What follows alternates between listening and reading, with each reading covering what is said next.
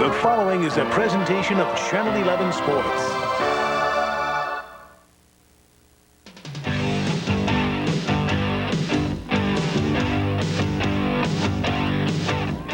From Lawrence Weens Stadium at Baker Field, WPIX Sports presents the Public Schools Athletic League Championship.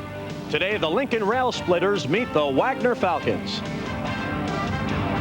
Good day, everyone, and welcome to our coverage today of the PSAL championship game. Jim Hunter with former New York Giant Billy Taylor. And Billy, I guess you could say we have a contrast in teams today. The Wagner Falcons going for their 5th championship in 7 years against the Lincoln Club, a quality team at 10-0 that has never won a PSAL championship. Let's start with Wagner. They come in with the run and shoot, but it seems to me it's more run than shoot. Well, they're led by Javon Darling, the running back. Tom Reale is a great quarterback. He can run also, and I think his reads on the defense will give them a chance to put away Lincoln early. Now, they call it the run and shoot, which means obviously they do have some passing in there. What about the cool weather today? Reale, will he have any trouble throwing the football? I think he's got the confidence to put it up in the wind, and I think that because of the adrenaline of the game, that shouldn't be a problem today. Now, if there's a neutralizer in this game, it would have to be Frankie Sinclair, the talented running back for Lincoln. Oh, no question. He's got the quickness to get through the hole very quickly, and I think if they get him outside, it's going to be tough for Wagner. Now, they like the ball control style. Do you see any differences in the game plan? No, I don't, but I think if they come out and pass to kind of offset Wagner's defense, I think that will spread the field for them. All right, and we'll see what develops as we come back for the opening kickoff after this message.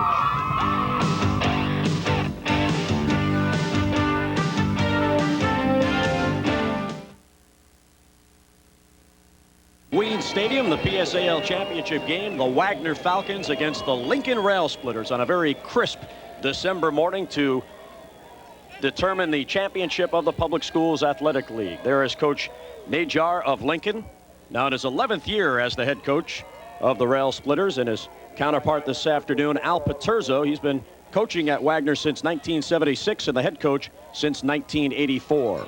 Wagner won the coin toss. They will receive, moving from right to left, and kicking off for Lincoln to get the game started, 14-year-old Ian Seidenberg, a freshman kicker, soccer-style kicker for Lincoln. Back deep to receive for Wagner, although the kick comes up short, and a bouncing kick. Wagner will get good field position as they bring it forward up to the 35 and just cross to the 37-yard line, where Wagner will have the ball and starting 1st and 10. Ball returned to the 37-yard line. It was Javon Darling that brought the ball back for Wagner. Here are the starting lineups for Wagner. Their backfield with Tom Reale. Billy told you about the strong arm in the opening, and Javon Darling is the man to watch in the backfield. Darling with 1,258 yards rushing on the season. This is a run and shoot offense, no tight end. They have 2 slot backs to the right, but now comes a man in motion. That's James Pedro. So a slot each side with Darling in the backfield, and Reale on the bootleg keeps the ball, throws over the middle. It's incomplete and nearly intercepted. Vinny Samperi on coverage. But you know, Jim, even though the pass was incomplete, the play action sets it up because the defense was geared towards stopping Darling. So that'll bring up a 2nd down and 10 for Wagner. There's Reale, 6 foot, 196 pounds. If they say, Billy, he has the talent to possibly play at a Division I AA school after graduation. He's got the confidence to do so, Jim. Wagner 11-0, and as we said before, this is a team that was the preseason favorite not only to get to this game, but to win the championship. And a flip back to Darling on 2nd down. He comes to the left, tries to get outside, but good coverage by Lincoln, and he is stopped after a short gain. Michael Petrosino there on the block for the Wagner Falcons. Defensively for Lincoln, as they play with the 52 defense, the 5 up front with the linebackers and the 4 cornerbacks, or 2 cornerbacks and 2 safeties. The big man up front is Vic Alote, their nose guard. He's 6'4", 265.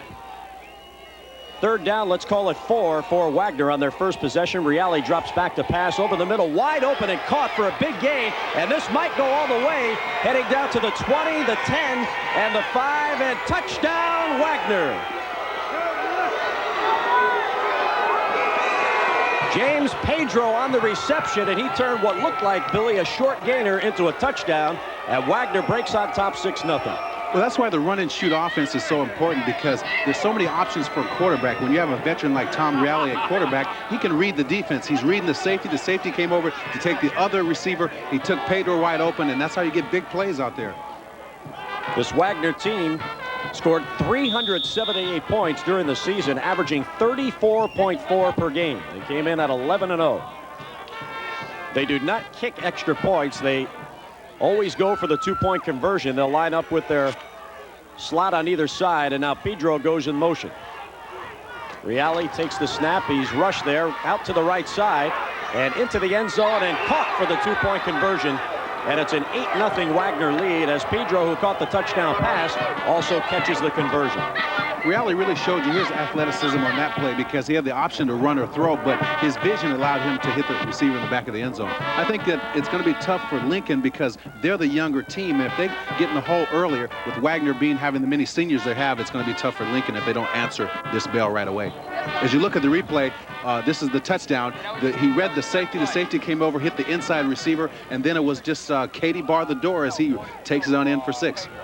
Pedro showing very good breakaway speed once he got in the open. Yes, he did. As a matter of fact, I was surprised because he wasn't mentioned as one of the faster guys, but it really shows you the depth and the talent that Wagner has. As you look at it, you see the other safeties go over. He got the inside position on the safety, was able to get in the middle of the field, and once he got there, it was just showing his speed. So an 8-0 Wagner lead, and this goes against what Lincoln was hoping. They were hoping to break on top and maybe put some more pressure on Wagner, coming in as the big favorite, which Al Paterzo admitted he was very nervous before the game. He says in all his trips, he has never come in as the favorite as he has here this afternoon. I was surprised that he was so nervous because I figure him being undefeated, having a good year, beat some of his rivals during the course of the year, that he would be pretty loose. But before the game, he was definitely worried, but now I think that's going to loosen up his team. The quarterback, Tom Reale, does the kicking for Wagner. He has it teed up on the 40-yard line. Also, Jim, you have to wonder what he's going to do for the psyche and confidence of a young Lincoln team to get down early to a team that they're supposed to lose to. And a short kick comes to one of the up men and nearly fumbled away there. Ball is loose. Let's see who has it. Wagner says it's them. No signal yet from the official. And it is Wagner football on the fumbled kickoff.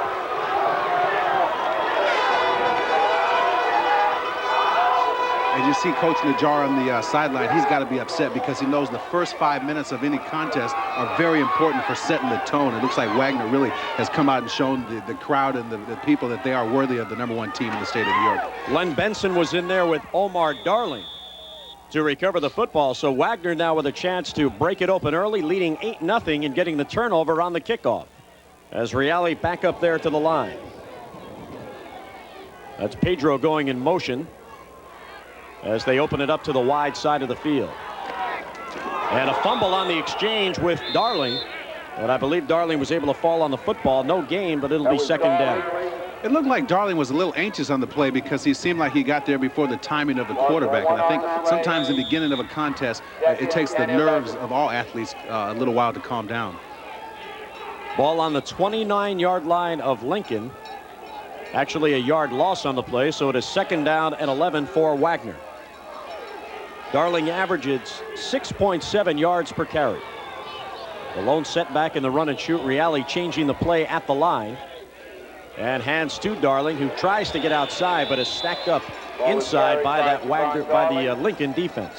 At Lincoln on defense, they seemed like they kind of knew what play was going. Just talking to Najjar before the game, he said that also that they would blitz a little bit in different situations. And I think that is really good for them because it brings up a 3rd and long for Wagner and puts Lincoln in a good position. They've got to come up big defensively on this 3rd down situation if they're going to stay in this game. Vic Alate in there on the stop. It is 3rd and long for Wagner. And Pedro again goes in motion to the right side. Now they have a double slot to the right as Reale goes back to pass. Rushed out of the pocket, trying to get outside. Will keep the ball and try to get the first down. And he is in there for the first down. It's still on his feet as he tries to get near the 5-yard line. What a run by Reale. People talk about Darling having over 1,200 some odd yards rushing, but Reale really is a big key because he doesn't allow anybody to key on Darling, as he showed great effort and determination on that run where they had choice to run or pass. And as you see on the replay, he really just kept his eyes focused downfield, saw where the first down marker was, and really came up big. Showed excellent balance, able to keep his feet, Billy, as he drove for more yardage, and he got all the way down to the 7-yard line. 1st and goal for Wagner.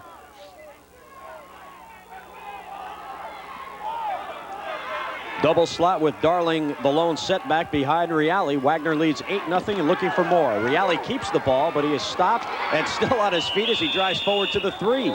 He is a tough customer, Jim. He's averaging over 6.7 yards a carry, and I really like his determination as a quarterback, because when he does things positive, it's going to do nothing but open up the offense and open up things for Darling and company. That was Ahmed Pearson on the stop for the Rail Splitters. 2nd and goal for Wagner. The ball at about the 3-yard line. Let's call it the 2.5. Wagner looking very sharp in the early moments of this game. 8:06 to go, first quarter.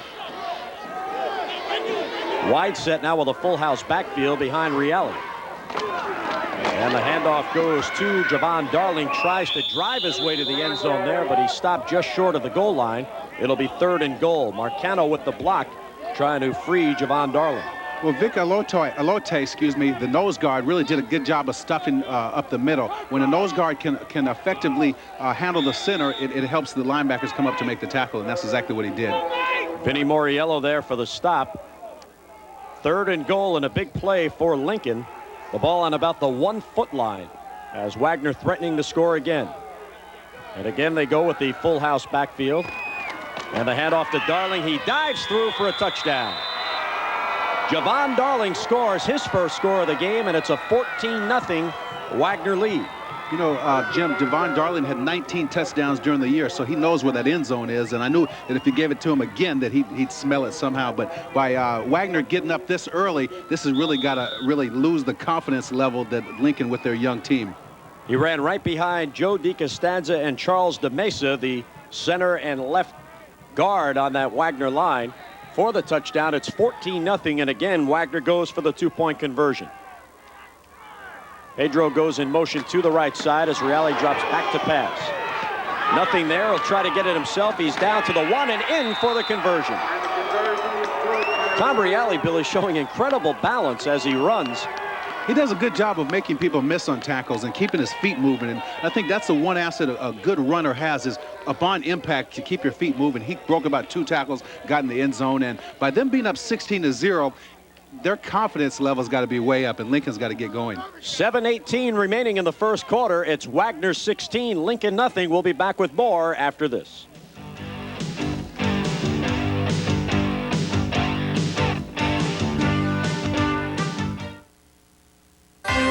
You're invited to ring in the holiday season with a star-studded celebration. The 61st Annual Hollywood Christmas Parade. 7:18 remaining in the first quarter. They'll kick off to Lincoln. Lincoln has yet to have a snap on offense, and Wagner, Billy, 16 points and 90 yards in total offense already in 2 series. I've always believed that if you come out and play as hard as you can sometimes, that can set the tone, and I think definitely Wagner has set the tone of this game, Jim. There's the scoring drive. Darling went in from 1, and here's the kickoff by Reale. Another bouncing kick going to the up back. Again, having trouble with the football. This time it's covered. Ball comes loose again. Let's see who has this one. It is Lincoln getting the bounce, and falling on it is LaRon Clark for Lincoln. So Lincoln will finally get a play on offense. I think they're trying to keep the ball away from Frankie Sinclair, because he had a 92-yard kickoff early in the year, Jim. Offensively for Lincoln, it's a wing T with the sophomore Corey Valentine, the key man at quarterback, with Frankie Sinclair, who has a lot of talent back there at running back. They say he is easily a Division I prospect. The wing this time to the right side. And back to pass is Corey Valentine. Left-handed throw over the middle. Wide open and caught for a big gainer at the 50. And down to the 40. And still on his feet down to the 30-yard line. Stopped by Aaron Sullivan is Jeff Miller. Miller, the leading receiver on this team, and the first play from scrimmage, and a big gainer for Lincoln. You know, Jim, we talked about in our pregame that they had to come out differently. They came out with the play action. It fooled everybody. Miller got behind the defensive backs, made a big play, and that's exactly what Lincoln had to do. As you look at the replay, the fake to Sinclair fools everybody. He gets a chance. He's left-handed. He rolls to the left, puts the ball on the money to Miller, and picks up a big play. I think that's exactly what Lincoln has to do to get back in this game. That's a 40-yard gainer on one pass. It is 1st and 10 from the 30. A slot to the right side, and the handoff goes to Sinclair. Tries to get outside, still on his feet, nothing there, as he is strung along on the 30-yard line by the Wagner defense. Ronald Spann there to make the initial hit. The Wagner defense, Billy, what is it, a 44 or a 43 or a combination? Well, when the strong safety comes up, it's a 44. When he drops off, it's a 4-3. No gain on the play. No gain on the play. Second and 10. Defensive backfield, Span has very good speed, as does Omar Darling. Second down and 10 for Lincoln. The ball on the 30-yard line of Wagner. Short side of the field for the Lincoln offense.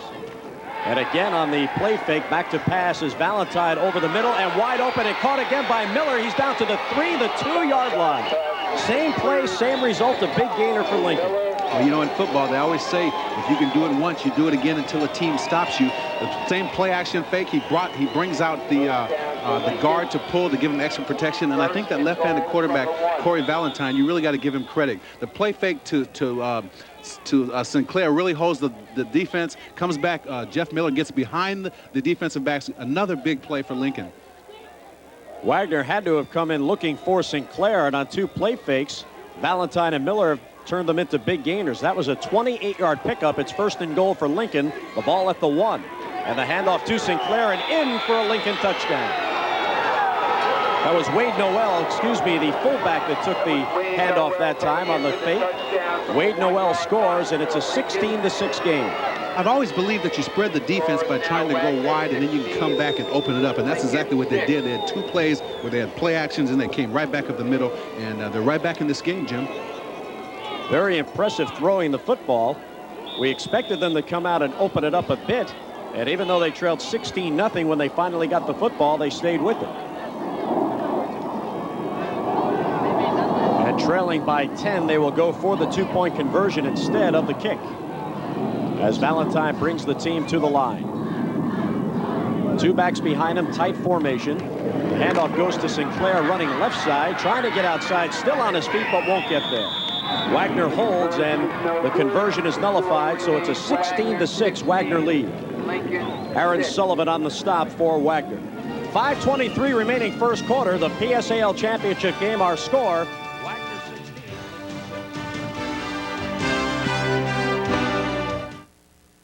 16. It's Wagner lead. Wagner 11-0 and Lincoln 10-0. And they did have a few common opponents this year, Billy. As you see, obviously all wins for both teams. But I think that's good for the coaches because it gives them a chance to look at tapes to see how they would go against some of the common opponents. And I think that's why both teams are here today. And you see both teams defeating Kennedy. Kennedy was the defending champion in the PSAL this year. It'll be Seidenberg kicking off for Lincoln. 16-6 is our score. And the Sockelsteyer booter, a line drive, and it's taken by the up back, but then flipped behind to Pedro, who has a big hole and tries to get outside and does, and a big gainer for Wagner. There he goes. One man to beat to the 20, the 10, and a touchdown for Wagner. They answer back immediately. Jim, this is an explosive Wagner team. They've already had a couple guys on their team run back kickoffs this year, and Pedro really shows you that he's an unsung hero because coming into the game, he wasn't one of the main stars, but it shows you the talent that Wagner has to be #1 in the state. This Wagner team was rated number 22 nationally in USA Today, and they look very impressive in the early going here. It was Madigan that threw the key block that freed Pedro for that long touchdown run. I thought they were kicking the ball short to kick it away from Darling, but if you think about it, they shouldn't have done that. 22-6, and we're still in the first quarter. As Reale brings the team up to the line now for the two-point conversion. Again with the double slot, he's back to pass. Plenty of time, he's going to keep it himself, tries to get in, and he is in for the conversion.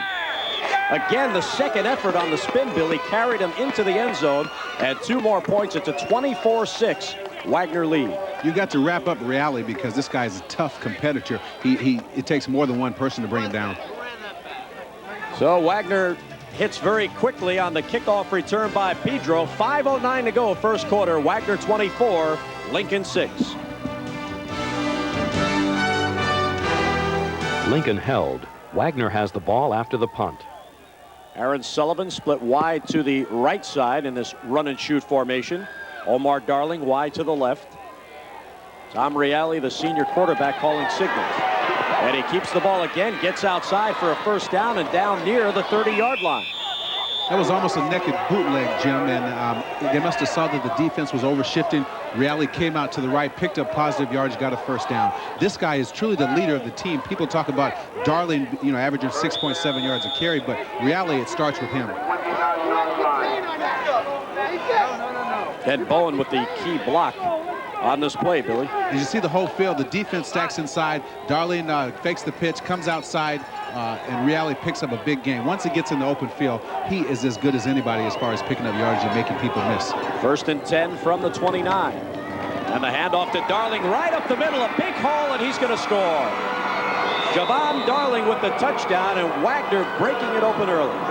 I give credit to Reale on that play because by him faking Darling earlier and him coming outside, they had to be aware of that play. This time they give it to Darling, and Reale takes his fake outside. He goes right up the middle for 29 big yards, and they've got over 30 points, and we're still in the first quarter, Jim. Javon Darling with the touchdown. He had 17 rushing touchdowns during the regular season up to this point. They make it look pretty easy, and I think Lincoln's going to have to go back to their drawing board and make some type of adjustment because some of the holes that Darling and Reale are coming through are pretty large. Maybe you and I can fit through there, Jim. I don't know about that. They were pretty big, Jim. Javon Darling, 5'10", 190, as you saw.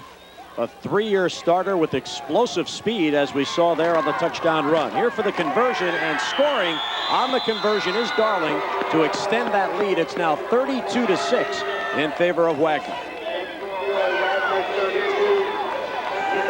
Lincoln has had the football just twice. They did manage to score a touchdown on their first drive, but then on 4th and 1 on their second drive, they were stopped, gave the ball back to Wagner, and Darling completes this drive with a touchdown run. Enjoy PSAL championship, and the Falcons in control 32-6 as we begin the second quarter of play on the beautiful campus of Columbia University.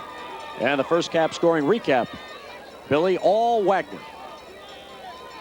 They have just really put their offense up to a different level and brought it out in time to be showing people around the New York, New Jersey area about the talent that Wagner has. Darling with those 2 touchdown runs, now with 19 scoring runs on the season. On a very cold December day, players don't seem to mind, especially Wagner. Lincoln has the football. It is 2nd down and 8. The ball at about the 45-yard line. Valentine, the sophomore quarterback, throws over the middle, knocked down on a nice defensive play there by Benson, the inside linebacker. He just did get his hand on the ball to knock it away. I like Corey Valentine. I mean, he put the ball on the money, but I think Greg Benson, linebacker, had great coverage on the drop. As you see, he came right in front of Sinclair, knocked the ball away just as Sinclair was ready to pick up a first down. Well, there was a flag on the play, and it goes against Wagner. Automatic first down for Lincoln. So this will give Lincoln a first down and a big gain. The ball advanced to the 40. Well, any break that Lincoln could get right now, they need it because right now they're down, but they still have plenty of time left to get back in the game, and their offense has really got to show poise. Corey Valentine has done a good job of showing leadership, and he's got to keep them all together to keep their poise at this time. And he goes wide to the right. Vinny Samperi comes to the left. On a 1st and 10 play, the fake to Sinclair. Valentine will throw over the middle, long and incomplete. He was trying to hit Samperi cutting across, and he threw it over his head. Jim, I always disagree when a quarterback rolls to his left and then tries to throw back over the middle where all the interference is, because that one could have easily been intercepted, and he put the ball in a position where there was only one receiver there with 3 or 4 guys. As you see the replay, he does a nice play fake to Sinclair, comes out, shows good poise, but then throws back across the middle a little bit in a crowded area, which I think is very dangerous. And he did a nice job not hearing the footsteps there of Jeff Danish, who had good penetration. Here's Valentine again, rolling to the left this side, going back the other way. It is short, but caught. And going for a touchdown will be Henny. He gets it in the corner. The pass is completed for The defender went for the ball, came up empty, and a free ride to the end zone there for Joe Henney as Lincoln scores another touchdown to make it 32-12. You've got to take your hat off to Lincoln because they could easily fold right now, but Corey Valentine shows great poise as he sets up in the pocket to the left side, put the ball right on the money to Joe Henney. The ball was, maybe the wind took it up because the defender looked like he had a chance to intercept it, and they're back on the board again, Jim. As you look at the replay, does a nice play fake, comes back out to his left side, sets up, gets a chance to plant his back foot. It looks like the defender had a chance, but the ball just came over his head, and Joe Henney takes it in for 6 more. That was Omar Darling who went for the ball and allowed the receiver to catch it for the touchdown. Here they go for 2 as they're down big. Valentine rolling, gets it away, and caught by Samperi for the conversion. So a 32-14 game as Wagner stays in command, but Lincoln showing the ability to throw the football, try to chip away and get back in it. 11:40 to go in the first half. Our score, Wagner 32 and Lincoln 14.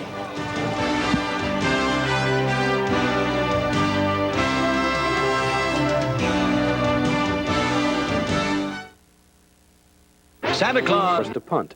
And Reale gets a clean snap this time, and he boots it away. It'll be Sinclair at his own 20.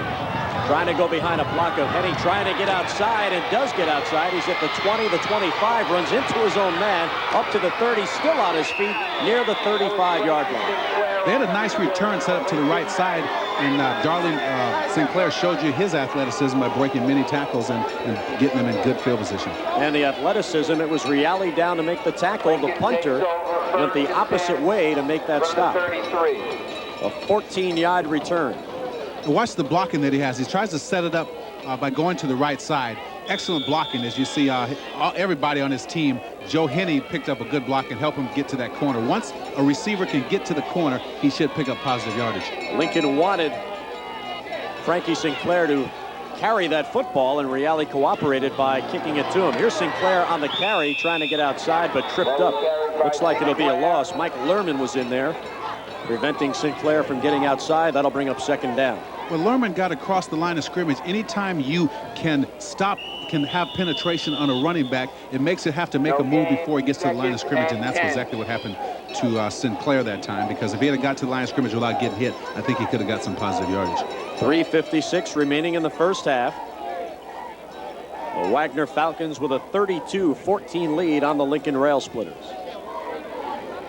Lincoln's really got a chance, Jim, to get back in the game because it seems that Wagner has a little bit of a lull right here. And if Lincoln can get their offensive system worked out, they can really put another score on the board and make it close before the half. Al Paterzo, the head coach of Wagner, was admittedly nervous before the game. He may have calmed down a bit early when they put 32 points on the board, but Wagner has not scored in this quarter, and it's a 32-14 game.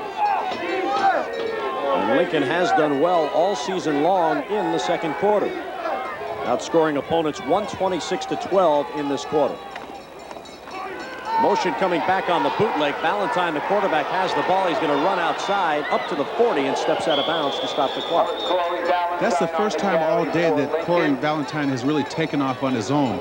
Talking to the coach before the game, he says he really hasn't learned that aspect of the game because he's been working on his passing, but he showed you that he has some pretty good speed on that play. Flamenbaum was the defender that forced Valentine out of bounds. 3rd and 3. That'll bring up 3rd and about 3. And another key down for Lincoln. Clock stopped with 3:38 to go in the second quarter. There is Frankie Sinclair on the sidelines as he is being looked at. That would be damaging for Lincoln if there's anything seriously wrong with him as they look over his foot. It looks like it could be an ankle or a toe, but he's getting ready to put his shoe back on. So usually when you see a player do that, it means that he's definitely coming back in the game. Timeout called on the field as Lincoln and Wagner will talk things over. You know, Frankie Sinclair is a junior running back, and I really like his speed. And if he learns how to run inside, he could definitely be a Division I player, because I like anytime a running back can show great quickness getting through a hole, I think he's got a chance to make it. You know, Frankie Sinclair, he's not setting his sights too low. When asked where he'd like to attend college and play football, he said Notre Dame. And he wants to be the best, and he wants to play for the best. probably because he likes playing on TV, because Notre Dame is one of the highly publicized teams. Well, he wants to head off to the Golden Dome and perform the low touchdown Jesus for Lou Holtz at Notre Dame, as he's attended to on the sidelines there. Here are the champions of the other sports in the PSAL in the fall athletic season and the B championship at football. This is the A division. Fort Hamilton, the champion in the B division.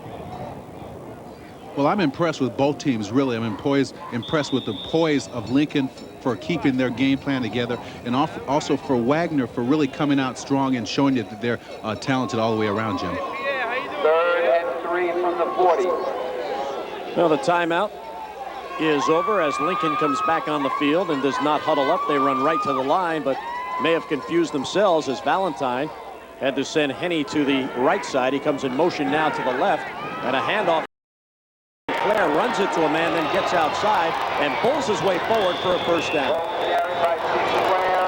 It's a nice block by Joe Henning to help Sinclair get around the corner, but Sinclair came running on the field after he got his foot taken care of, and really showed you the reckless abandon that a running back should run with. As he gets stopped at the line of scrimmage by good penetration, takes it to the outside, shows you his speed, lowers his shoulder, and really picks up another 2 or 3 yards. Valentine does a good job as he goes back hiding the football. He had the same motion that time, even though he had handed the ball off to Sinclair. The same motion, standing upright with his arm down behind his ankle or his thigh. But Jim, you've got to have that execution because it sets up your bootleg and your rollouts, and I think all quarterbacks have to follow through after the handoff. And now a timeout called by Wagner with 3.5 minutes to go in the second quarter. It'll be a 1st and 10 when play resumes. The ball is just short of the 50, and now they have it spotted right on the midfield stripe. Well, Jim, as we talked about before, with 3:30 left in the half, if Lincoln can get something on the board now, it will give them the confidence when they come out in the second half that they know they can go against a good Wagner team. They've already got more points than most of the teams that Wagner has played against already. Now, some of the sights as we are in Upper Manhattan, the George Washington Bridge in the distance, frequented by many. If you saw these pictures, you'd think it was about 85 degrees out, clear skies and everything, but actually, Jim, it's freezing. Wagner leads Lincoln 32-14.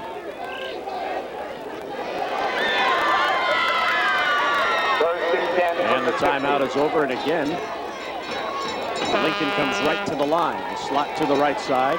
Backs are split behind Valentine, who drops back to pass. Pump fake, and over the middle and caught by Henney, and he gets down to the 30. He put that ball right on the money, and all day, as a sophomore quarterback, as a young signal caller, I'm really impressed with Corey Valentine. He put the ball right on the money to Joe Henney. Joe Henney almost broke a tackle. As you see, he rolls to his right. He has to come back because he's left-handed. Puts the ball right exactly where it is between 2 defenders. Almost breaks the tackle. And Henney is showing you that he's got good hands, and he's one of Valentine's favorite receivers. 19-yard gainer there as Valentine again goes back to pass. Plenty of time. It's open on the right side. He'll keep it and run. He's down near the 20 and stopped just short of a first down by Glenn Benson and Omar Darling. Well, when he rolled to his left that time, you could see the defense go with him. Came back to his right, saw an open lane. Only thing I have to critique is that he must tuck that ball away, because as a quarterback, a young quarterback, you've got to protect that ball. And that time, the threat of the pass opened it up for a big run. Yes, it did. Good poise there shown by the sophomore quarterback, Corey Valentine. Second down and short, and the pitch comes out to Sinclair, trying to get outside on the left. He spins and falls. And maybe he gained a yard before Vic Alate was tripped up there. Alate trying to block to spring Sinclair. You know, there's not much separation, Jim, between the running back and his blockers, his guards and tackles. And he's got to let them do the job that they're supposed to do, because if he can allow them to at least get out in front of him, he can run off of them. But that time he got too close, and that's why he only gained 1 yard, because at the beginning I thought the play should have gained more yardage with the blockers he had in front of him. George Najar was pacing the Lincoln sidelines. There's a big play. It is 3rd and short, about 1.5 yards, and a first down play on the run. That was a good call, because he saw opening on the left side of the line and really just followed his offensive guard and picked up a first down, which they needed. Fonte on the stop, so that'll give them a 1st and 10, a new set of downs. The ball is at the 18-yard line of Wagner. The clock running. 1:45 to go in the second quarter. He's got to come back with his rollout because Joe Henney has been very open on different plays. If he can have a fake play action and rollout, he can put something on the board. Sam Perry was the receiver wide to the right. Valentine back to pass, going that way, incomplete. And good coverage back there in the secondary. But Joe Danish again put great pressure on Corey Valentine, and that was the reason he had to release the ball before he wanted. The receiver could have broken open, but with the pressure that the senior Danish applied to Valentine, he could have been open. The receiver did not have a chance really to run his route. He was running what they call a post corner, but Valentine did not have time to get it to him. As you see, the pressure by Jeff Danish, really made the play unsuccessful because the receiver had a chance to get open if Valentine had time to throw. And Woodson was there, but it looked as if Sam Perry had a step on him, but the ball underthrown. Second down and 10. Valentine keeps it, puts it up in the air, end zone, and caught. Touchdown for Lincoln. And they're back in the game. And Jim, that ball was tipped. And I think Jeff Miller shows you the good hands he's had all day. Corey Valentine rolled to his bad side, which is his right side, and threw back to his left. The ball was tipped, and they were able to get on the board. As we said before, Jim, if they can get on the board before the half like they did, the confidence level to be within 12 points of the tough Wagner team has got to give them some momentum coming in the second half. Well, this game seemed to turn, Billy, when Lincoln stopped Wagner for the first time and forced them to punt. They have been the aggressors since, and they're back in it. 32-20 with the conversion here to follow, and a timeout now called by Valentine. There may have been a mix-up. It was great concentration by Jeff Miller, because usually when a ball is tipped, it hurts the concentration of the receiver. Jeff Miller showed great concentration, pulled the ball in for 6, and Lincoln is back in this game, Jim. I thought this was going to be blowout early. We might have to talk about something else, but right now we've got a good game. Jeff Miller, a favorite target of Corey Valentine, and these numbers really show that. He caught only 11 passes coming into this game, but 6 of those for touchdowns. Well, he knows where that end zone is, and what I like about it also is he's on the honor society. Anytime you can combine a student athlete, I think you have a much better citizen, let alone a football player. Billy, what's it like for these high school players? This is a big championship game for them, and some of them, the seniors in particular, now looking forward to college and college football, but the higher you go, the more difficult it gets. Well, some of these players may never put on a uniform again, especially the 29 seniors that they have, and this is the last stop for many of them, and I think they're playing a lot. They're giving all they have, and they realize that this could be their last time around. Well, there's Al Paterzo, the nervous one, as he told us earlier. Now he's really pacing. Well, you know, I think the worst thing for a coach is to have a big lead and see another team come back and make the game a little closer, because in the second half, with having a young team like Lincoln does, they have to have confidence, because coming back against a team that's only given up 9.5 points a game and already putting on 20 points, that's really got to give them some momentum. And they're going to go for the one as Seidenberg comes on, the freshman kicker. And the place is down, the kick is up, and it is no good. No good as it hit the post. Marlo Thomasing and the BBC dare you to take a walk on the wild side with Trials of Life, the uncensored nature video series that exposes the struggle to survive in the wild. See the thrill of the hunt, the strategy of the kill, and the miracle of birth. Call now and receive hunting and escaping for $9.99. Other videos will follow about every other month. Order Trials of Life and find out why we call them animals. Hi, I'm Drive with the 18-yard pass, Valentine to Miller. Pull Lincoln back within 12. First and 10 for Wagner, the ball at the 38. Here's Reale handing off to Darling, who goes right tackle and picks up a couple. Before he is stopped by Jeff Miller, who caught the touchdown pass, and the linebacker makes the stop on defense. Randy Marcano, the lead blocker there for Wagner, and they go right to the line as the clock continues to run. 47 seconds. Reale calls the play at the line. Darling is the lone setback, but Reale is back to pass, going down the right sideline and off the hands, flag down. This could be pass interference. It is pass interference, Jim, but I disagree with the call, because I don't think it impeded the receiver from trying to catch the ball. That was LaFata, the intended receiver, down the right sideline. Let's see how they rule it. I thought it was a Baldo Lopez was the guilty party, the nickelback in there on defense for Lincoln. I thought it was a great call by Reale, because as you look at the replay, he had a receiver coming up the sideline who really was open, but I don't think that the defensive back impeded the receiver trying to catch the ball. So I disagree with the call. As you look at it, the receiver still had a chance to catch the ball, so I don't think the defensive back did anything to stop him from doing that, and that's why I disagree with the call. It looked to me that the contact came after the ball hit the hands of the receiver, which means it should have been a legal play. That second replay down the sideline showed that very clearly, but the officials have the flags and they move the football forward. It'll be a first down for Wagner. As you look at the replay again, I see the receiver still has a chance to catch the ball. He just missed the ball. And I think because of the contact afterwards, that's what the referee saw. Ball is at the 18. It's 1st and 10 for Reale. He keeps the ball, tries to get outside, and he is stacked up there by Alate, a big defensive tackle for Lincoln. Alate, 6'4", 265, an opposing figure on that defensive line. Oh, no question. And he's very consistent. He controls the center. When he's able to do that, he can control the line of scrimmage and stop the running of a good Wagner team. You see 30 seconds remaining in the second quarter, and again, timeout is called on the field. As Wagner trying to get a few more points on the board, and we should point out that they do not kick field goals very often, so they'll keep the ball and try to get it in the end zone in the remaining seconds here of the first half. They already lead 32-20. Even though they run the run and shoot and they're mostly run, in this situation I would go for the end zone every time. You've got 30 seconds left in the game. You usually have 4 receivers, 2 to each side. Their big play has been when they had Pedro come to the outside of the receiver, and I think that's when they've been successful earlier. They haven't come back with that, but I look this to be a good situation for them to do that. On the other hand, Lincoln has got to stand tall defensively, get penetration in Reale, and not allow him to get the ball off. If they can do that, they can stop Wagner at the half, go in at the half with a good feeling that they've gained momentum against a good football team. Ball sits on the 17-yard line, 2nd down and 9 for Wagner. Slots to either side of Reale with Javon Darling, the lone setback, and Reale changes the play at the line. And keeps the ball running to the right side to the 15 and the 10 before he's driven out of bounds. Clock stops with 24 seconds remaining in the quarter.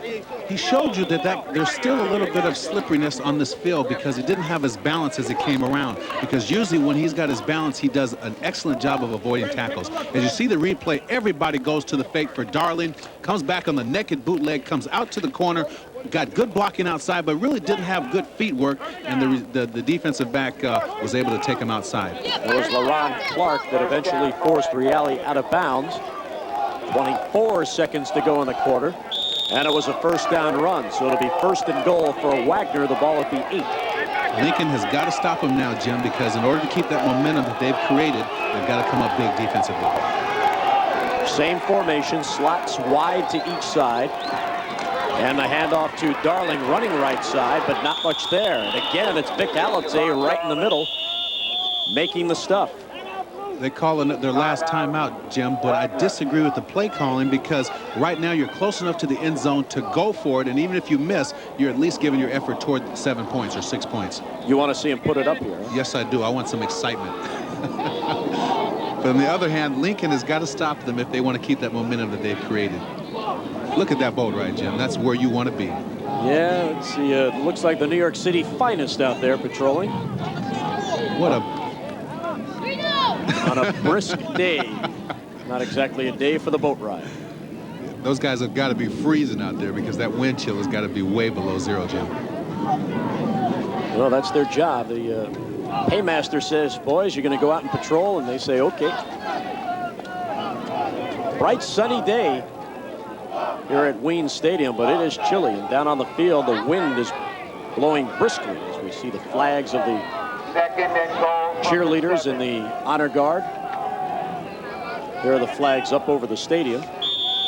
I think this is a beautiful facility, Jim, here at Columbia University. Multi-purpose facility, several fields off in the distance as well, as Reale comes up for a 2nd and goal play from the 7. And he keeps the ball trying to get outside. Now comes back to the right. He's looking to throw. Open is Darling. Touchdown, Wagner.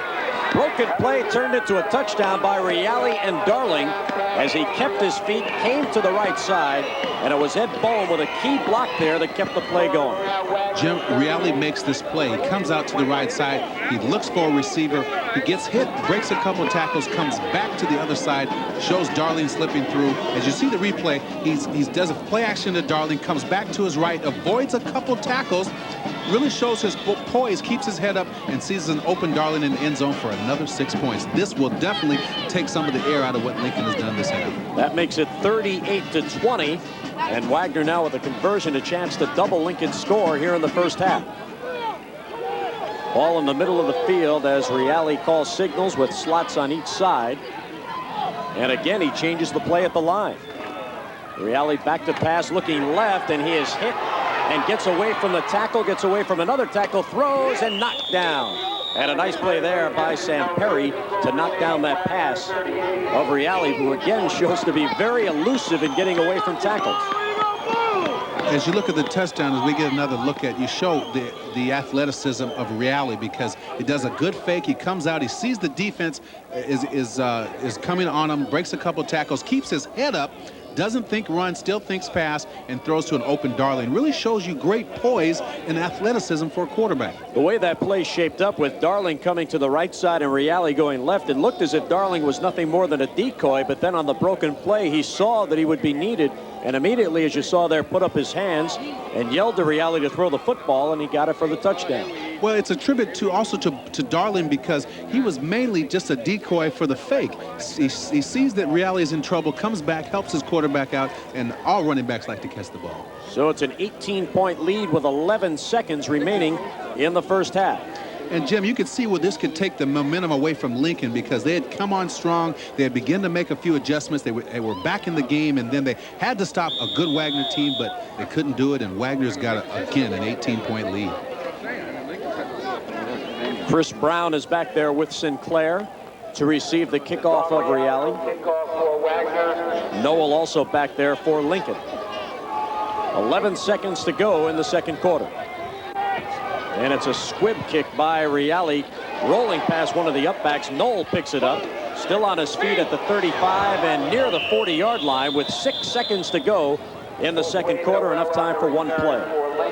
Well, you see that Wagner did the onside kick, and they had an 18-point lead. That's exactly what I thought Lincoln should have done, and I think that could be the difference in the game because now I don't think Lincoln has a good enough field position to be able to put anything on the board with 6 seconds left. George Najar giving his quarterback Corey Valentine the play as the sophomore trots onto the field for what will be or should be the final play of this first half. 6 seconds to go in the quarter. The ball just short of the 40. Wagner will go into its prevent defense with 5 defensive backs and 2 linebackers, just 4 up front. That's Henney coming in motion, and the handoff goes straight ahead as they try to surprise the Wagner defense on a handoff to Noel, and that'll be the end of the half. So George Najar not wanting to put the ball up for grabs, with Wagner expecting a pass going deep, and the first half comes to an end. Good recovery there late in the quarter by Wagner to get another score on the board. We've played 2 quarters. We've come to halftime in the PSAL championship game. Our score, Wagner 38 and Lincoln 20. Down passes, and also had a couple of big rushes there, one of those for a first down. Well, I was impressed with Corey being a young sophomore, showing the poise he had in the pocket and being able to deliver the ball on precision timing. Here's Sam Perry out wide to the right. Henney is the wingback on the left side, and now comes in motion. Valentine is back to pass in the pocket, coming to the short side of the field and incomplete as he tried to get it to Sinclair, who dove for the ball and came up empty. They've been mostly a running team, and since they're behind, they really have to come out passing, but they have to establish their game plan by the run and the pass, and they can't get it all in one shot. They've got to utilize the entire field, and I think if they do that, they have a chance to get back in the game. As you look at Coach Najar, his tag is blowing so fast, that wind is really picking up, as we stated at a halftime. And Lincoln going against the wind here in the third quarter. Same formation with Vinny Samperry now wide to the left side. That's Henney coming in motion. Taps Valentine as he goes by. Here's a counter play going to Sinclair. Nothing there. as in immediately to make a hit was Randy Marcano, the big defensive tackle. Well, Marcano, from a defensive standpoint, he's technically sound. He uses the right shoulder on his approach to the offensive lineman, and he was able to help snuff out that play and let Sinclair go nowhere. That'll bring up 3rd and long. 3rd and about 13, and Sinclair will undoubtedly go out in pass pattern here, as Valentine should be back to pass. 3rd and long, the ball at about the 21-yard line. Right in the middle of the field for Lincoln. And Valentine does go back to pass, sets up a screen on the left side to Sinclair to the 25, the 30, 35, still on his feet to the 40, and a first down for the Rail Splitters. Terrence Sullivan finally making the stop for Wagner. Jim, the first screen that we've seen set up all day came at the perfect time, and I think that's an adjustment that Lincoln made at the half to be able to throw that little screen, because it's a small dump off. You get Sinclair out there with some great blockers. As you see, the defense goes to the right, picks up a big 19 yards, just a soft toss out to Sinclair. He uses his blockers well, goes perfectly up the middle. Jim, you and I could have made that first down. Vic Alate was out there as a lead blocker, the big 265-pound tackle. Here's Valentine to pass, a nice spiral, and caught by Henne over midfield and all the way down to the 43. Mike Flammenbaum eventually making the stop there for Wagner. Jim, in the first half, that was the big play for Lincoln, was for Corey Valentine to come back to Henne, and that worked again in the second half, and that's a big play. No, we mentioned before the strategy here of taking the win. I was looking at it offensively, but it could be that Al Paterzo wants Valentine to throw into the stiff wind in the 3rd quarter and frustrate him. He isn't showing any frustration up to now. No, he isn't. Plus, he's got a much better arm than I anticipated. There's George Nager on the sideline. Here's a handoff and a running play for Lincoln. Not much, maybe 2 on the first down play. Gain of 3. That'll bring up 2nd down, and let's call it 7, as they got a favorable spot, the ball resting on the 40-yard line. I think they have to get the ball more to Sinclair with room to run. He's the speedster of the team, and he's the one capable of making those big plays if they can give him the ball with some room to run. Noel and Sinclair in the backfield. Now Sinclair comes out on the wing and goes in motion. Valentine has the ball. Good rush there, but he eludes the pressure, gets out to the outside, and he'll have to keep the ball as he is hit by Mike Lerman, a big defensive end. Actually, Jim, that was the first time all day that I've seen Corey Valentine kind of lose his poise. I felt that he had time to get rid of the ball to avoid the loss. As you look at the replay, there was penetration by the entire defensive line. Lerman came in, and I think he had time to get rid of the ball as Lerman takes him for a big loss. And as a quarterback in that situation, you really can't take that loss because it puts your team in too much of a long situation, 3rd and long. Well, you saw the mismatch there as Sinclair just 5'8". Tried to block the much bigger Lerman. 3rd down and long for Lincoln. Back to pass Valentine. There's Lerman again, and he gets him again. Phil DeFonte with the sack. Lerman the pressure from the opposite side. You talk about defensive adjustments. Their adjustment, Wagner's adjustment, was to bring Lerman and some of the linebackers to put more pressure on Corey Valentine. As a young quarterback, he was able to sit back in the first half and read things and let him settle in. This time with the pressure, he hasn't been able to at least make the right decisions. He cannot take that loss like it is. So the drive started off smartly, but ends with back-to-back sacks, and they'll have to punt it away. Here's Sam Perry. A short kick that will bounce at about the 35-yard line, and it nearly hit a Wagner player who was going back in blocking formation. That was Michael Petrosino, number 79. That ball nearly bounced and hit him. It would have been a free ball in Lincoln football. However, Wagner will go on offense when we come back. 7:52 to go, 3rd quarter. Wagner 38, Lincoln 20.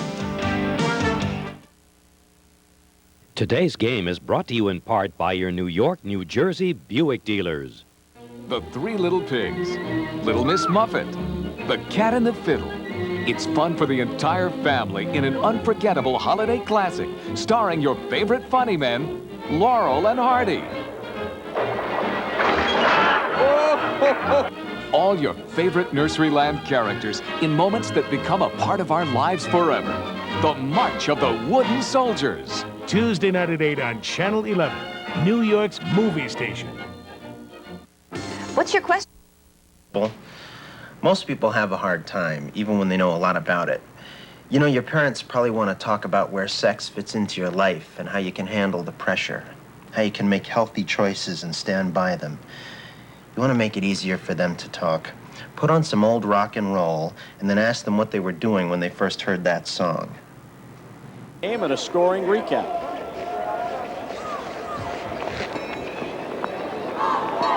In the first quarter, Darling with a couple of touchdown runs as Wagner built a 32-6 lead, but Lincoln got back in the game in the second quarter until a late touchdown by Reale to Darling.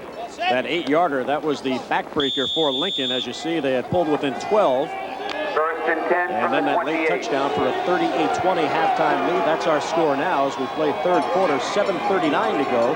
And the clock running as Wagner goes on offense. Tom Reale, the senior quarterback, has the ball, runs outside, loses the ball as he tried to pitch it, and Wagner will retain possession as knocking it out of bounds was Joe DiCostanzo, the left offensive tackle.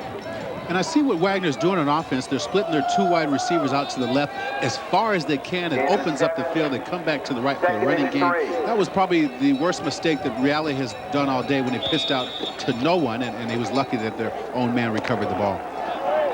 Actually a big gainer on the play as it'll be second down and call it a long 3 as the ball is on the 34-yard line of Wagner. And the handoff goes to Darling straight ahead. A big hole, still on his feet near midfield, and goes into Lincoln territory and finally stopped at about the 42-yard line. Frankie Sinclair finally made the stop. That's one running back against another. Both running backs have got over 1,000 yards. If Darling doesn't, if he gets by Sinclair, he's got 6 points. But Sinclair shows you his speed and toughness by coming up and making the play and preventing a touchdown. And you saw Michael Petrosino, the tackle, getting downfield there and just bothering Joe Henney enough to get Javon Darling that extra yardage. And the ball into Lincoln territory with 7 minutes to go in the third quarter. Here's Reale, keeps the ball as he faked the handoff to Darling, and he'll get maybe 3 as he goes outside on the left. Jim, Darling already is over 84 yards, has a chance to go over 100-yard mark and put some more yards on his great statistics. He was first team All-State this year and really had a great season. Coach Al Paterzo on the Wagner sideline yelling in the next play to his quarterback Tom Reale. And now he'll send in Jason Cintron, who is listed as a tight end. Let's see if they go to a tight formation. Coming out of the game is Omar Darling, one of the flankers. Now Cintron's going to line up split wide to the left side. So they double slot in this run and shoot formation with Javon Darling, the lone setback behind the quarterback Tom Reale. And the pitch goes to Darling, trying to get outside. Not much there. Eludes one tackle and finally is stopped after a gain of about 2. I like what Wagner's doing, Jim. They've got an 18-point lead. They're running the ball. They're keeping the ball on the clock. They're moving the chains, keeping the clock moving. And that's exactly what you want to do when you got an 18-point lead in the championship game. Keep that clock moving. Ismael Hernandez made that stop for Lincoln. Darling stayed in bounds, so the clock continues to run. 5:44 remaining third quarter. Ball is on the 38-yard line of Lincoln. Wagner in possession. Third down and 3. Same formation with slots to each side. Reale keeps the ball, lunging forward. He may have the first down. That looked like a broken play. Reale looked as if he was looking to give the ball to Darling. Darling went by as if it was a fake. I think also he slipped on that grass. It was very slippery a little bit because the field is hard and starting to thaw out. He wasn't able to get good footing, and I think that kind of hurt his run. He still has about 1 yard for the first down. Charles DeMesa, Billy, with the lead block here that opened that hole large enough for Reale to get on through. Yes, he did. And as you watch the replay, I think he did slip. Showed good balance by putting his hand down and really was able to pick up positive yardage. He's got great balance for a young quarterback. And it is a first down for Wagner. Just did get past the stick for the first down. About the length of the football. First and 10 from the 33.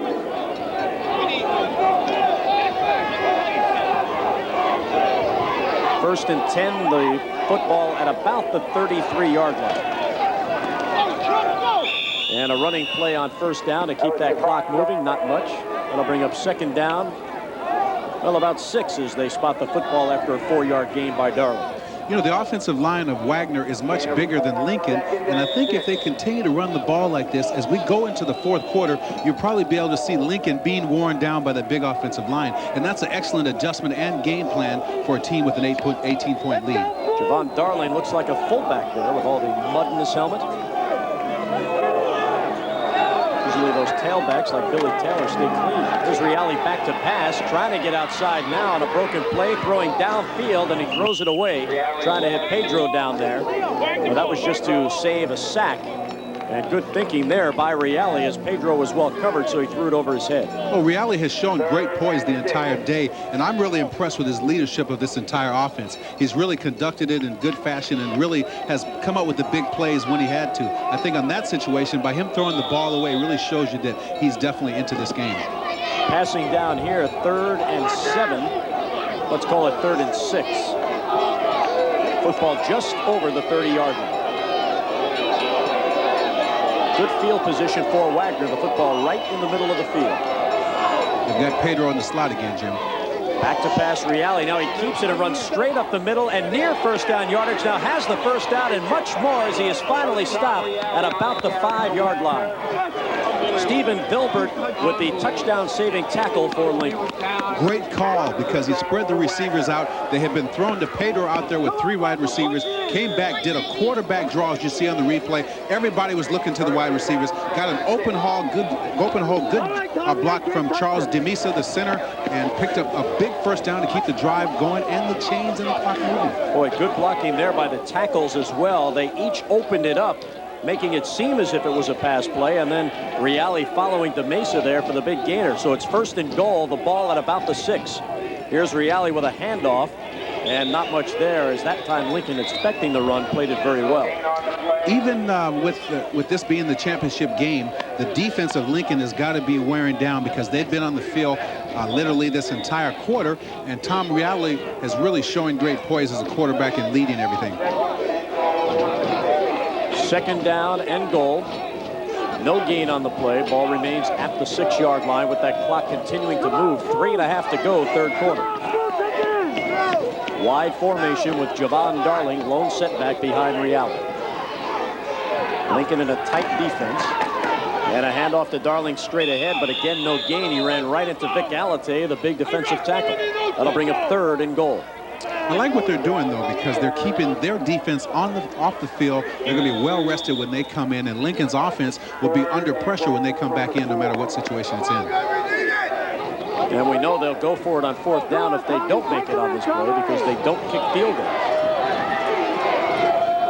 Of course, when you score as many points as they do, averaging 34 per game, I'm sure it's not something that they've needed much this year.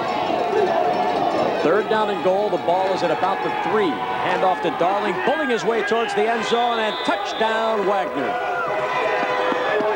That's Javon Darling's 3rd score of the day, and really shows you that he knows where that end zone is.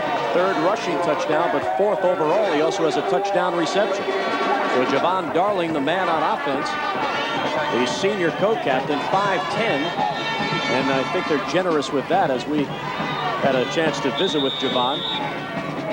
Sometimes they always pad those statistics, but as you look at the run, he gets hit at the line of scrimmage. It shows good foot movement, really keeps his feet moving, and makes it into the end zone. Good job of the offensive line up front. The guys, Charles DeMisa, Joe DiCostanzo, Randy Marcano, those guys did a good job up front and getting that touchdown. High formation, power eye to the left as they go for the 2-point conversion, and the pass, and it's complete. And 2 more as making the catch, Aaron Sullivan. And that extends the Wagner lead. 2 minutes and 40 seconds to go in the 3rd quarter in the PSAL championship game. Our score, Wagner 46, Lincoln 20. Around Manhattan, a circle line, passing by the Harlem River, headed for the Hudson. We are on the beautiful campus of Columbia University. Jim Hunter with Billy Taylor. It's the PSAL championship game. Wagner with the touchdown on the fine run by Darling to extend the lead. Darling 3 touchdowns on the ground. That a 4-yard run. 9 plays, 72 yards, and the big stat there, Billy, 5 minutes and 7 seconds of time taken off that clock. And that's what wins championships, Jim, when you can put a drive together, keep your defense off the field, and make the other team lose confidence because of you going the length of the field and literally driving it down their throats. There you see Sinclair, number 21. He hopes to field the kick of Tom Reale. It's a great shot by our WPIX Channel 11 team here.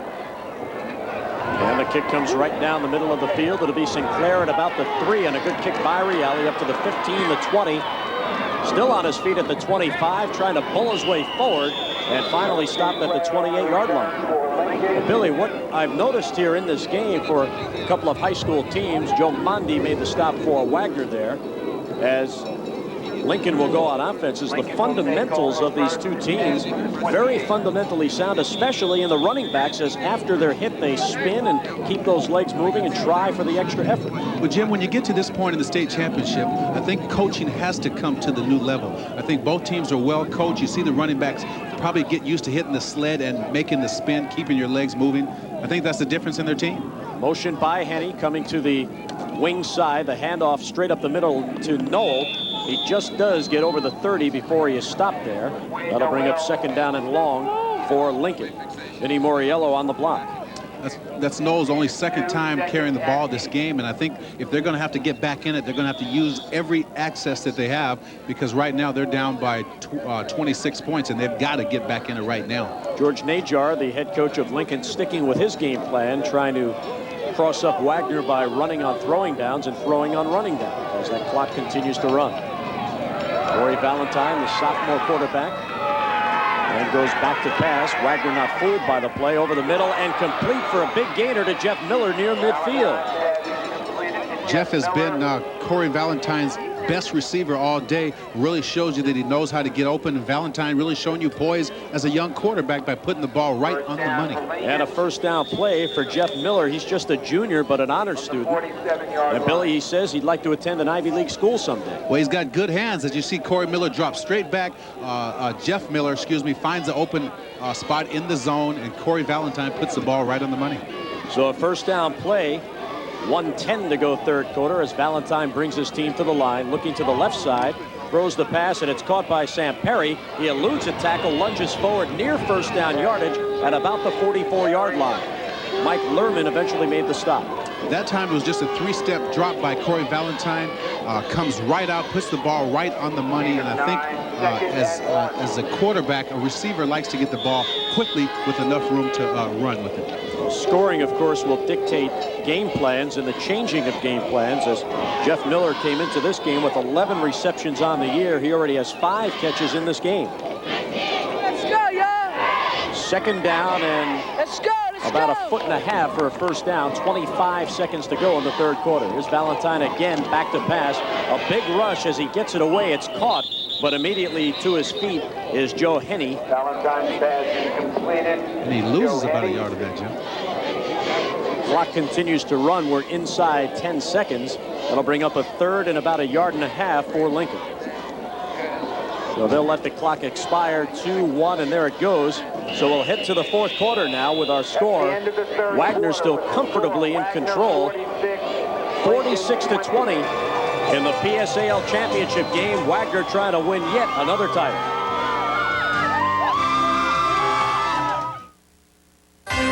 You're invited to ring in the holiday season with a star-studded celebration. The 61st Annual Hollywood Christmas Parade. Senior Jeff Rasmussen, who was a 2-year starter and a key player for this Wagner team, but Jeff suffered a neck injury in training camp and was forced to give up football. And Jeff, as Lincoln comes to the line, why don't you tell us about that injury? I understand it happened on the first day of camp and the first play that you were involved in. We were doing special teams drill in the second practice of first day of football camp, and kept on hitting and hitting, and I just started getting a severe headache, and then I just collapsed and then taken to the hospital. That was Valentine, incomplete to Miller there. It'll bring up second down at 10. I understand you actually did lose some feeling in your legs, is that right? Yes. So a scary moment for you now with the recent injury to the Jets' Dennis Byrd. As you reflect back, was it a tough decision to give up football? Because I understand the doctors warned you to give up football as a precaution. Yeah, you know, it's hard to take, but, you know, I'm glad that I did make the decision because it could result in paralysis or death. So, you know,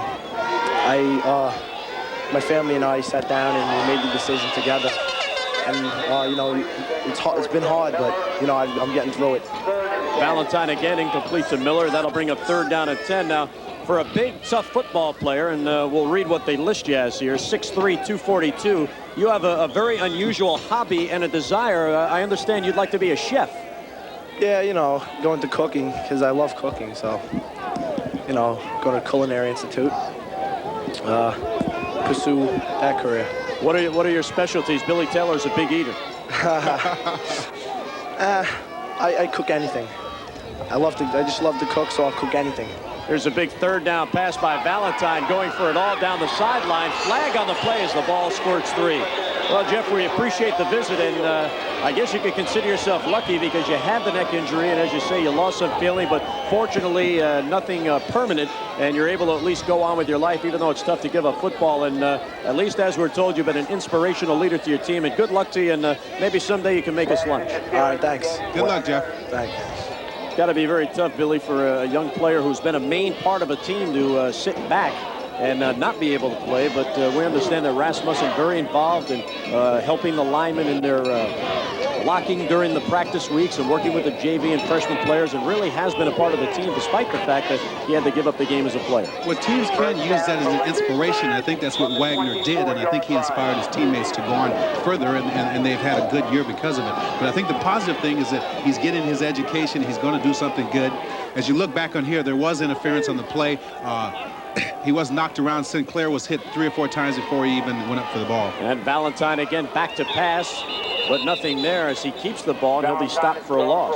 You know, just looking at that replay, looked to me like it was Sinclair that did the pushing. He got away with one there. And well, I know for sure, Jim, that sometimes the offensive players get away with a little bit more than the defensive players because people like offense. Valentine was stopped there for a 4-yard loss. It brings up 2nd down and 14. The ball in the middle of the field. 11 minutes and 9 seconds to go in the game. And a 26-point lead for Wagner. Well, if Lincoln's going to get back in the game, they've got to put something on the board now to give them some kind of momentum as we're into the 4th quarter. Sinclair is lined up in the slot to the left side. And back to passes. Valentine has some time. Over the middle and intercepted almost. It fell away. And again, it was Ed Bowen and hit him in the wrong spot, the hands. Well, Ed Bowen, he must needed to hit him in his leg or his arm because when it hits him in his hands and his chest, he cannot catch it. Corey Valentine, this may have been his worst pass of the day because he threw it right to him. Maybe that wind has something to do it, but it hit him in the wrong place. Valentine may have been surprised by the amount of time he had. He rushed that pass. He had a lot more time to set up. That'll bring up 3rd down now. 14 to go for a 1st down. Valentine dropping straight back, trying to set up a screen to the left side. He flips the ball to Sinclair, who has it. He eludes 1 tackle, but can't get away from Ed Bowen. He loses about 5 or 6, but Ed Bowen has played an outstanding game. He could have had 3 interceptions already, but he has been around the ball almost every play, and that's why he's one of the captains of this very good Wagner football team. And Javon Darling also there for Wagner. Wagner pursues very well on defense, and I think when you have a lot of people around the ball that you prevent some of those big plays, and I think that's what Wagner has done throughout the day. Clock continues to run. 10 minutes and 10 seconds remaining in the game. 4th down and long, about 20. And Lincoln will go for the 1st down here. They need to get to the 14-yard line for a 1st down. That's Sinclair coming in motion. Valentine straight back. Here's a rush and a pass over the middle. It's caught by Samperi, but that'll be short of a 1st down as he is stopped at the 20-yard line by Omar Darling. Even though they did not pick up the 1st down, I'm impressed by Corey Valentine's ability to throw the ball down the field against a zone defense. Now, usually you don't see a sophomore quarterback do that. He has a straight drop back, comes a little bit to his right, throws back right across the middle of the field, puts the ball on the money between the 2 defenders. And as you see the receiver, as you see the replay, he shows great concentration because he catches the ball between 2 defenders and gets killed, but he held onto the ball. Well, he took one for the team there. That is good as a punt. It's 1st and 10 for Wagner at their own 20. And Reale fakes the handoff and keeps it, tries to get outside and picks up about 3. Ahmed Pearson on the stop for Lincoln. 9:24 and the clock continuing to run here, remaining in the 4th quarter. Well, the time of possession in the second half is definitely going toward Wagner, and that's what they had to do to put this game really out of the way. I've really been impressed by Wagner's ability to control the ball and do what they want to do on offense. We're at Wayne Stadium on the campus of Columbia University. The PSAL championship game, 46-20. Wagner in command, leading Lincoln. Jim Hunter with Billy Taylor. Tom Reale, the senior quarterback, takes the snap and keeps it. Big hole up the middle, and he's on the way. Perry trying to catch him. Here comes Sinclair. Sinclair from behind, cannot pull him down. Touchdown, Wagner. It is hard to catch Tom Reale man-to-man. He does an excellent job of keeping his legs moving. He had a big haul up the middle, showed good speed and agility, and this game is for all facets over with. 52-20 now the score. Everybody's got to be happy because 52 points is a lot for a championship game.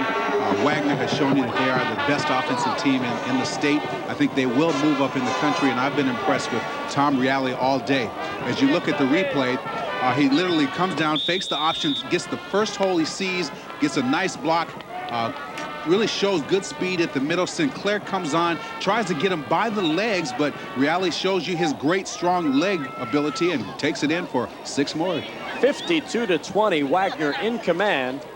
And they'll go for 2 as Reale's job not done yet. That was a 76-yard touchdown run.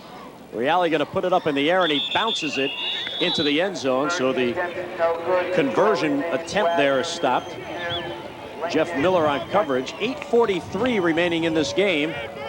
Lincoln needs to score early, late, and often as they try to get back in this game. They trail 52-20. Wagner on its way to the championship.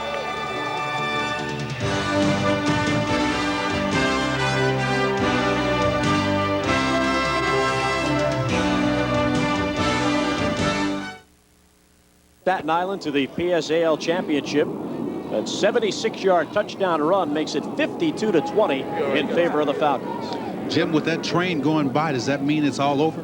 Does that mean that the fat lady's beginning to hum? I think a lot of the fans heading for the train station now as Reale kicks it straight, and it was right into the hands for Lincoln of one of the upbacks, and it bounced off his chest and able to fall on it there. Tashid Stallings falling on the football for Lincoln. In defense of Lincoln, they only have 6 seniors, 3 that start both ways. They've got a lot of young nucleus of good players coming back next year, including Corey Valentine. And I think with Frankie Sinclair coming back, they've got good hopes to be back next year. Clock will run, 8:39 to go in the game, and that gentleman in the white jacket in the middle is Mr. Frank Reale. That is the quarterback's father. He is one of the assistant coaches on this staff.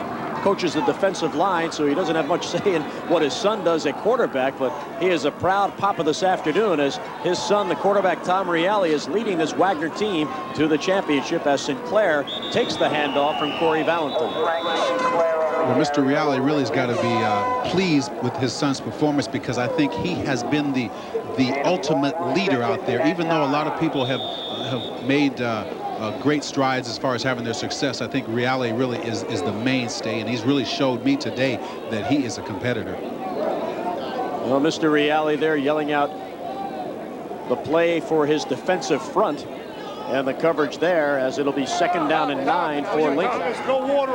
Valentine back to pass, looking for Perry on the left side, but he's well covered. And now he'll flip it back to Perry at the midfield. He has some room to run. 45 and down to the 40 and a 1st down for Lincoln. But that clock will continue to run after they move the chains.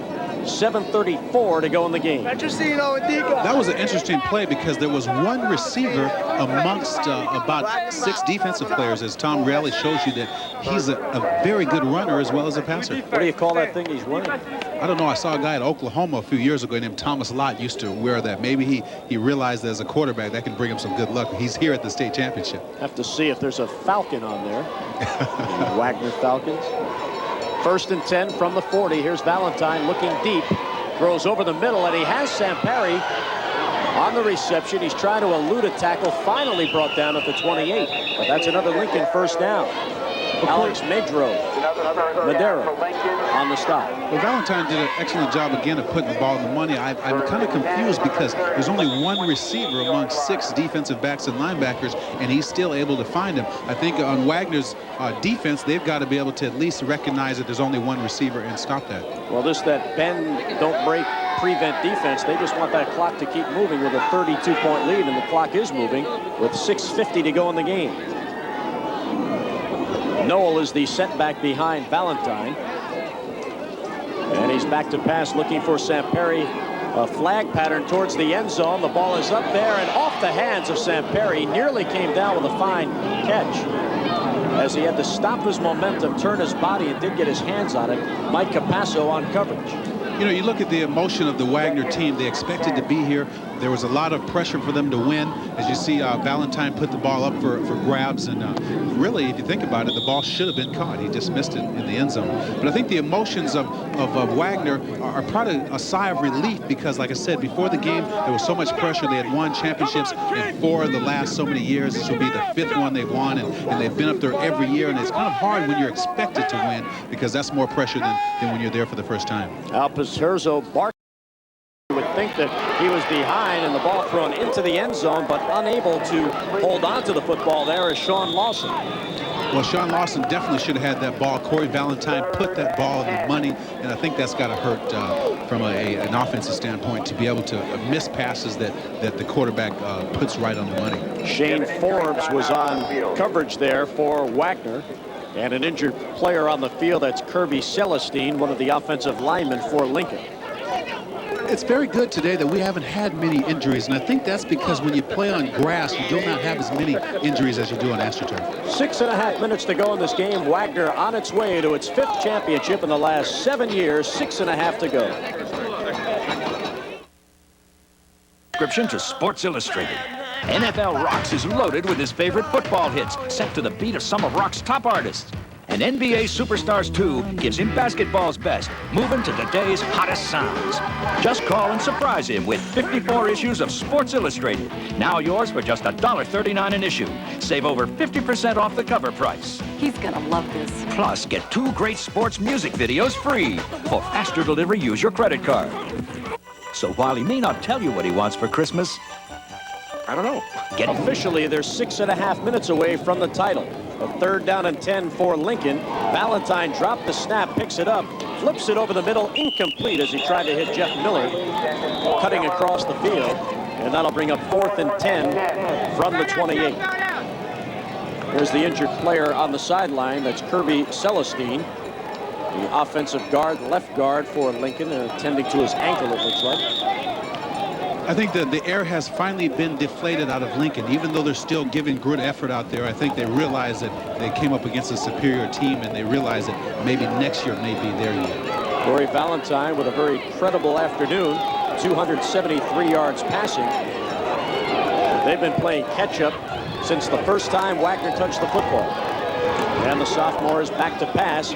Looking deep, a man is open, but it's underthrown as he tried to hit Joe Senni up the left sideline. I wonder what he's going against too, Jim, because that's 2 times in a row he's underthrown a wide open receiver. It could be that win because it has been gusting at times during the course of the second half. So that was a 4th down play, and on downs, Wagner will take over, and you saw Joe Henney walking away there somewhat disgustedly as they realize now this one is out of their reach. 6:20 to go in the game. Wagner leads it 52-20.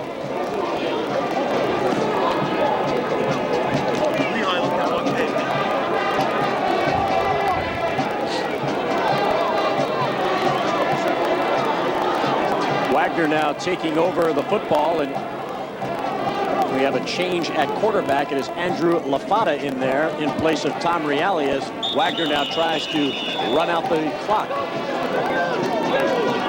As Coach Alp Peterzo had put in several of the second and even third team defensive players, and now he's doing the same on offense with a lead of 52-20. Well, when you have 29 seniors, not everyone can start, so there's a lot of seniors. You see Danis played his last game as a member of Wagner's team. He's going on to probably a good college career because he's got the size, the school work done, and he's already accepted a scholarship to Syracuse, Maryland, Georgia Tech, and Notre Dame. And I think you're going to see a lot of Danish as the years come about. Here's Andrew Lafata. He's also a senior in there at quarterback. And a running play getting big yardage and near first down yardage for Wagner as that clock continues to run. Well, the fans have got to be excited for Wagner because all year long they've really maintained the discipline and really have played each game one at a time. And for them to be here, they've got to be happy as heck because when you're expected to win, I think there's more pressure on you than when you're just happy to be there. And I think in part of Lincoln's terminology is that they've got so many people to come back in next year, Jim. Well, this run and shoot has been effective as Pedro takes a handoff and gets big yardage over the midfield line and down to about the 45-yard line of Lincoln. Vinny Samperi made the stop for Lincoln. Well, Al Peterzo, look at this on the sidelines. One of his assistants there still drawing up a play to try to stop Lincoln offensively. Well, you know, the coaches always realize that the game is not over till the scoreboard is down to 0. And you see a coach will never stop coaching, and he doesn't want to concede anything as of yet. Lafata on the handoff, and it's Omar Darling with the carry over the 40-yard line before he is stopped. And again, keeping the ball on the ground, it was LaRon Clark and Joe Henning making the stop there for Lincoln. Wagner has played exceptionally well today. They put it all together when they had to, and I think that they will go up higher on their number 22 in the nation standings, Jim. Wagner 11-0, about to go 12-0 and win its 5th PSAL championship in the past 7 years. And deservedly so, because they've got a great staff, a great group of players that have come together as one, very unselfish, and they've got a lot of talent on their team. We mentioned Pedro. In the beginning of the game, we thought that maybe some of the other players would come through, but Pedro is an unsung hero. He's got a couple touchdowns and has played an excellent game himself. And now a timeout on the field as Wagner couldn't get together there offensively, but they're trying to now run up to the line. 3:55 to go. Our score, Wagner 52 and Lincoln 20.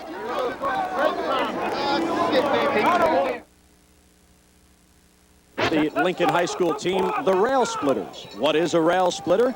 Well, we asked Coach George Najar. I think the name originated as when Abraham Lincoln, in his early days as a manual labor man in Illinois, where he worked on the railroads and used to split rails in order to make the tracks and so forth, and we picked up the name and we sort of like it. We think it has a nice ring to it. And there's Honest Abe on the sidelines. That guy's getting double pay today, Billy. Whole day to be Honest Abe on the sideline. Especially without moving. And look at this, the video cam for the winning Wagner side. See, there's the job of an assistant coach. Here's the video cam. Andrew Lafata in there at quarterback, and a handoff to Omar Darling in a big hole, and he's on his way to the end zone. As Wagner just adding to this insurmountable lead, that makes it 58-20 in favor of the Falcons. It shows you the depth that Wagner has. They've got players behind players who are good. The thing I wonder is with 29 seniors, how good will they be next year, because they're literally depleted of everybody. So it's going to be a good coaching job. Coach Petrazo. Well, Omar Darling, the younger brother of Javon Darling, with a run like that, he would be the leading candidate to replace his older brother in the backfield. And that was a fine run as he got loose there, adjusted his pants on the way in, and scored the touchdown. 58-20 with the conversion to follow. And do you remember when Desmond Howard did that little Heisman thing? That's what Darling just did when he got the touchdown. Showed a little Heisman thing, a little showboat. But I guess they deserve to do so because this is the championship and they're winning. And the handoff here, trying for two. It's Pedro with the ball, and he gets into the end zone for the conversion. That makes it 60-20 and a 40-point Wagner lead. Well, this one's all but over. 3:37 to go. The Wagner fans celebrating, as are the players. The Falcons on their way to the title.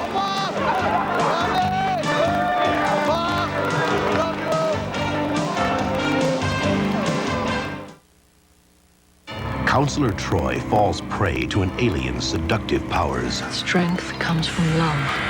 I have no intention of releasing her now or ever. And a startling metamorphosis releases jealous rage. I need you. Deanna's condition is deteriorating rapidly. Will Troy pay the ultimate price for unbridled? Jeff Rasmussen, the redheaded injured player for Wagner, and he's enjoying this one as much as his teammates, even though he hasn't been able to play. Injured on the first day of training camp.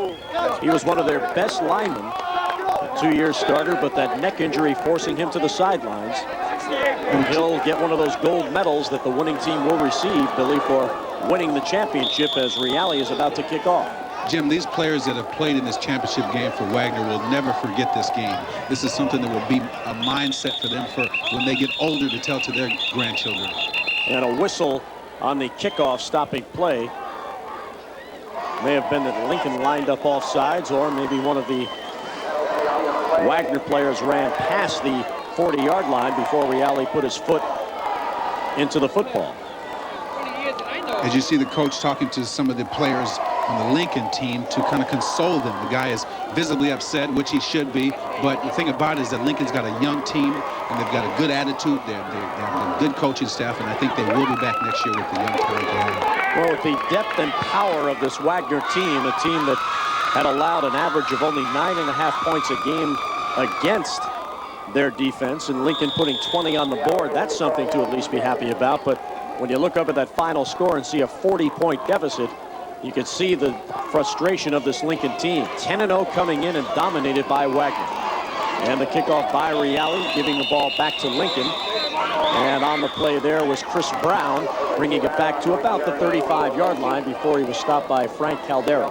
I don't think the score is totally indicative of how the game was played, because I look back to the first half. At the end of the half, when Wagner scored with about 11 seconds left in the half, I think that took the momentum away from Lincoln, and they weren't able to get it back. Wagner, on the other hand, they played a very good ball game the entire day. They made adjustments. They did what they had to do, showed that they're one of the most powerful teams in the state, and I think they deserve this championship today. There is Al Paterzo, the coach. You think he's still nervous? No, I think he realizes that this one is over, and it's time to wonder, what are we going to do tonight, because it's all over. Now he's got an off season to try to get back a program for next year where he's losing 29 seniors.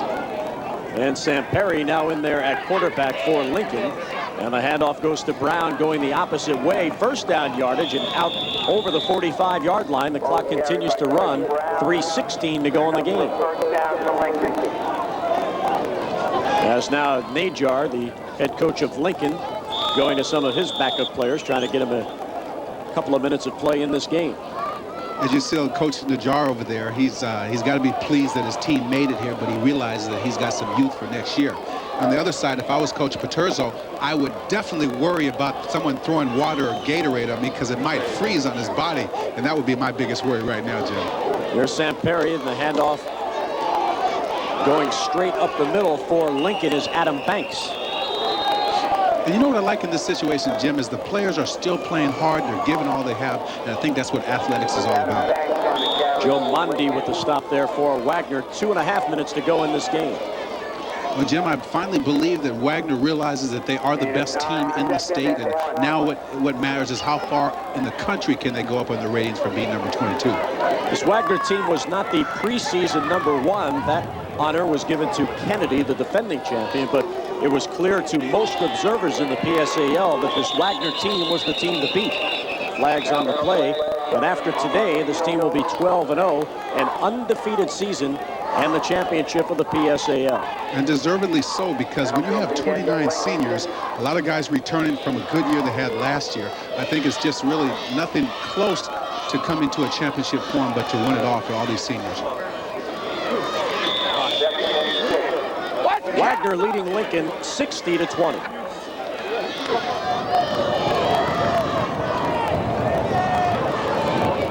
As Sam Perry back to the line as the clock continues to run, now inside 2 minutes.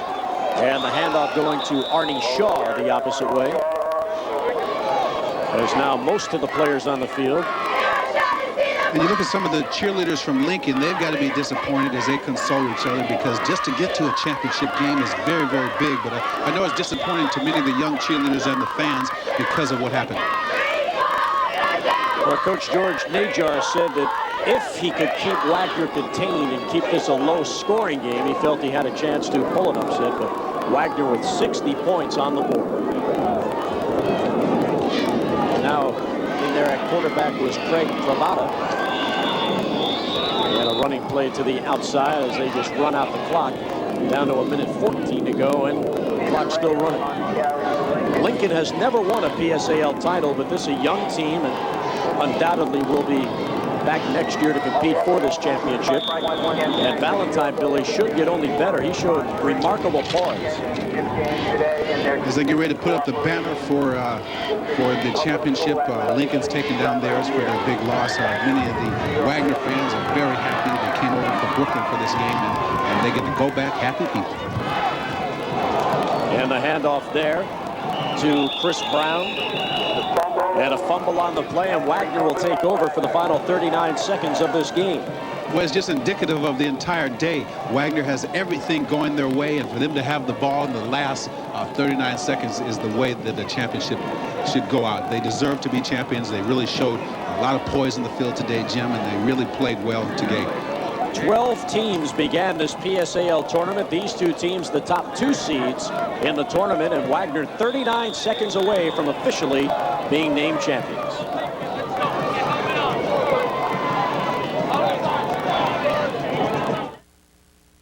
To the line as the clock continues to run down, and they may not even snap it, and they won't as the clock runs down to 0, and the Wagner players on the field celebrating.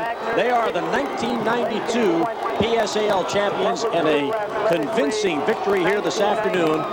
Wagner defeating Lincoln 60-20 to win its 5th championship in the last 7 years. Jim, it was a very good game in the first half, a game of many adjustments. Wagner's power came through at the end, and they were able to come through because they had the better talent than Lincoln did. But I think Lincoln will come back as you see the balloons going off in lieu of the victory, Wagner winning the state championship. And the Wagner players celebrating, trying to get on the shoulders there of Jeff Danish, the big 275-pound defensive tackle. There's George Najar, his team, now 10-1 on the season, and a young team that will be heard from again as they line up at midfield to shake hands and congratulate each other on a well-played game, a clean game, and the championship going to Wagner. Billy, final impressions? Well, I was really impressed with Wagner. They came out and they did what they had to do to win. They came out and showed their power, and they deserve to be state champions. And Jim, it was fun working with you again. John Moore, Dave Kalmowitz, Channel 11 again. Great job, and it was fun. Well, Billy, we'll look forward to hearing you on the radio with Imus in your new job as a comedian. These running backs think they could do it all. As Wagner, the 1992 PSAL champions, they'll receive the Commissioner's Trophy as champions of this league. 12 teams began the tournament. The top 2 seeds made it here this afternoon, and a convincing 40-point victory for the Wagner Falcons. For Billy Taylor, Jim Hunter saying so long from Wayne Stadium. Wagner behind Al Paterzo winning the championship.